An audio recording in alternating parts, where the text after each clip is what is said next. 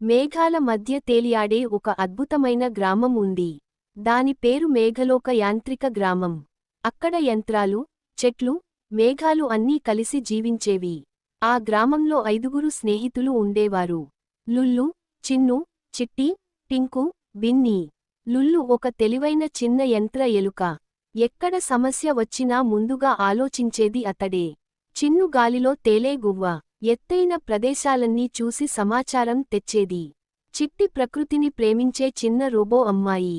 చెట్లు, మొక్కలు ఆమెకు మంచి స్నేహితులు. టింకు బలమైన యంత్ర ఎలుగు. పెద్ద గేర్లు తిరగబెట్టడం అతడికి చాలా ఈజీ. బిన్నీ మేఘాలపై ఆడుకునే నవ్వుల కుందేలు.